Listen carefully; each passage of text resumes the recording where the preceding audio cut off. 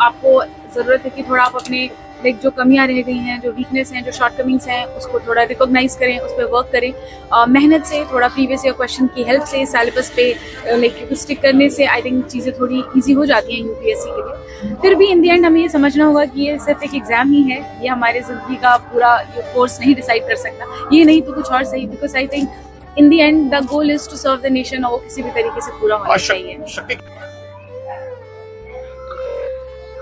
ये प्रयागराज की एक गली, आज समझिए कि अपनी बेटी जो आईएएस बनी है उसको लेकर के ये गली बड़ी हो गई। अभी भी ये कच्ची गलियां, आप देखिए कच्ची गली है यहाँ, और ये मकान है उनका जो बड़ी इसलिए हो गई है कि कोई भी जब छोटी सी गली का आदमी जब ये कोई बड़ी सफलता हासिल करता है तो वो गली एक तरीके से बड़ी हो जाती है। अब देखें यहाँ इंतज़ार कर रहे हैं लोग, और ये एक तरीके से प्रयागराज का ही नहीं पूरे देश का ही सम्मान है। और इस छोटी सी गली में एक बड़ा सा चेहरा अब रहने लगेगा, ये कहा जा रहा है।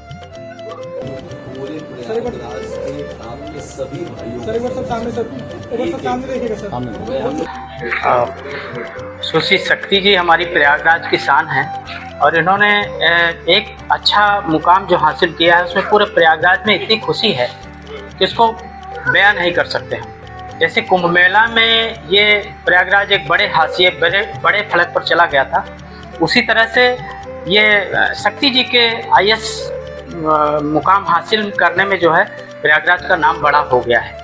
और ये छोटी सी गली मैंने अभी यहाँ देखी कि ये छोटी सी गली, नन्ही सी गली कितनी बड़ी हो गई है, इसको मैंने देखा। हमारे बीच में है सुश्री शक्ति जी, और इन्होंने जो हासिल किया वो प्रयागराज की सभी बेटियों के लिए ही नहीं पूरे देश की बेटियों के लिए एक बड़ी बात है। तो मैं इनसे मुखातिब हूँ। आपका स्वागत है चौपाल इंडिया की तरफ से। मैं गोविंद सरान आपका उन युवाओं की तरफ से स्वागत करता हूँ। मैं जी आपसे मैं जानना चाहता हूँ कि ये जो कुछ आपका सफलता का एक सफ़र है, वो पारिवारिक बैकग्राउंड से, रहन सहन से, वो परिवेश कैसा था, उसके बारे में कुछ बताएं आप कि बचपन से आपने क्या तय किया था, क्या पहले से तय कर लिया था कि हमें इस मुकाम पर पहुंचना है? ऐसे पहले से तो नहीं सोचा था, बट हाँ थ्रू द जर्नी अभी बीच में जब भी मैंने पढ़ाई की उसके बाद धीरे धीरे आगे चलते हुए ग्रेजुएशन के टाइम, पोस्ट ग्रेजुएशन के टाइम जब मुझे यूपीएससी के बारे में पता चला, प्लान जरूर बना। और बचपन में क्या कोई प्रेरणा आपको मिली कि हमें आईएएस बनना ही है? सपना तो पापा का ही था, उन्होंने देखा था और शायद वही एक दिमाग में बात थी जो आगे चलकर हमने मटेरियलाइज की। एक बात और करेंगे जो सब छात्र सीखेंगे इससे, देश के जो आपके पीछे लगे हुए हैं। जैसे आज इस गली में मैं आया तो एक दुबे जी थे, चक्की चलाते हैं, उन्होंने कहा तो मैं चक्की बंद कर दूंगा अपनी। हमने कहा क्यों? कहा ये मोहल्ला मेरा बड़ा हो गया है, यहाँ अब तमाम जो है कंपटीशन में बच्चे निकलेंगे, बेटियाँ आएंगी, तो एक उनका सपना। तो आपको क्या लगता है कि अब वो नोट्स जो है जो बनाते थे आप, उसमें मतलब रिवीजन का प्लान आपने कैसे बनाया, ये सब कैसे हुआ? मतलब टॉप पर पहुंचने के लिए कुछ तो किया होगा आपने। मेहनत लगी जी। हाँ, नोट्स भी बनाए गए हैं। यूपीएससी में अपना एक तरीका होता है नोट्स को बनाने का, तो नोट्स वगैरह भी प्रिपेयर किए, उसको यूज किया रिवीजन के लिए। जी। अच्छा, इसमें आपको कभी लगा होगा कि टीम और व्यक्ति, कभी कभी आपको टीम में लगा होगा कि यहाँ हमें अच्छा नहीं लग रहा है टीम भावना से, और व्यक्तिगत रूप से भी पढ़ाई करने में आपको जो है कुछ कठिनाई आई होगी। आपने उसे कैसे पार किया, उन कठिनाइयों को कैसे पार किया जब टीम और व्यक्ति दोनों में कुछ रुकावटें आई होंगी आपके बीच में? हमेशा सपोर्ट रहा था पेरेंट्स का, भाई बहन का, बड़ों का, तो आई थिंक उसके थ्रू ही सेल थ्रू कर लिया था मैंने। थोड़ी मदद की। कभी ऐसा समय आया कि आप टूटन सी महसूस हुई आपने कि मैं टूट गई हूँ, अब नहीं हो सकता, जैसे होता है कभी, आपको लगा क्या? जी हाँ, कई बार इस जर्नी में ऐसे लोस तो आते ही हैं कि लगता है कि शायद अब मुझसे नहीं हो सकता, बट उस टाइम थोड़ा बहुत वही अपना पेशेंस रखना, पेरेंट्स का सपोर्ट रहना, आई थिंक दैट वर्क्स। जैसे आप कहते हैं कि आपकी सफलता का जो ये राज रहा है वो हार्ड वर्क और नेचुरल टैलेंट जो रहा है, तो उसमें दोनों में क्या मानती हैं आप? हार्ड वर्क या कुछ नेचर भी? हार्ड वर्क रहता है, और दूसरा तो बाकी तो लक है। आई थिंक भगवान की कृपा भी बहुत मैटर करती है।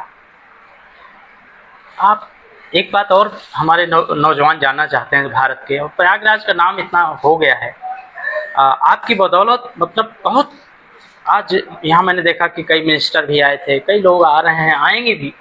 और ये गली मैंने देखा आते हुए कि वो गिट्टी और पत्थर से कच्ची गली जैसी है। ख्वाबों से जो आपको कुछ मोटिवेशन हुआ या कोई स्पीच से आपको मोटिवेशन हुआ, कहीं कुछ सुना आपने कि मैं जी नहीं, मोटिवेशन के लिए तो like I think internal motivation ज़्यादा मैटर करता है। जी जी कोई भी तो वो रहा था हमेशा से। जी जी। अच्छा, कुछ ये बताएं कि आप जो व्यक्तिगत कुछ टिप्स बताएं कि नौजवान क्या करें, कैसे करें कि जो है आप तक पहुंच पाएं, आप जैसा बन पाएं, कुछ ऐसा बताएं। जैसा क्या आई थिंक सब अपनी मेहनत करते हैं, सबकी अपनी अलग जर्नी होती है। जी जी। थोड़ा बहुत आई थिंक रिवीजन हो गया, प्रीवियस ईयर क्वेश्चंस हो गए, यूपीएससी के सिलेबस हो गया, आई थिंक ये कुछ चीज़ें हैं जो सच में इम्पोर्टेंट है। एक बड़ा हालांकि कठिन सवाल है, जैसे एक दिन के लिए आपको मिल जाए, मान लीजिए जम्मू कश्मीर में आपको डीएम बना दिया जाए, अभी इतनी बड़ी घटनाएं हुई, तो आपको क्या लगता है? उसमें नारी व्यथा है, तमाम और चीज़ें हैं, संवेदनाएं पूरे भारत में बिखरी हैं, अलग अलग स्थितियां हैं, आप जिस परिवार से गई हैं, तो क्या लगता है कि एक दिन का समय अगर मिल जाए आपको तो क्या करेंगे? आई थिंक एक दिन कठिन है सवाल ये, हालांकि नहीं, मैं कह रही हूँ एक दिन में कोई भी चीज़ नहीं बदलती। जी जी। बहुत सारे कंसिस्टेंट एफर्ट्स लगेंगे, but I think government of India enough कर रही है। गिवन एन अपॉर्चुनिटी मैं ज़रूर वहाँ जाके गवर्नमेंट का पार्ट बन के काम करना पसंद करूँगी। जी जी। तो ये सारा श्रेय एक बार और बताएं कि किसको आप देना चाहेंगे? भगवान है, भगवान की कृपा है, मेरे पेरेंट्स, भाई बहन है, जी हाँ, सबका सपोर्ट हमेशा से रहा है। जी जी। और आपके परिवार को बहुत बहुत बधाई हमारी तरफ से, और प्रयागराज की तरफ से आपको बहुत बहुत धन्यवाद।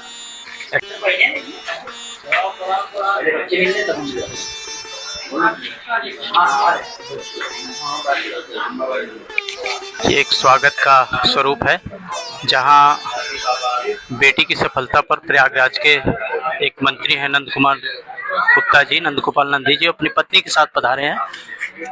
एक सफलता प्रयागराज कुंभ मेले की है और दूसरी सफलता इस छोटी सी गली की है।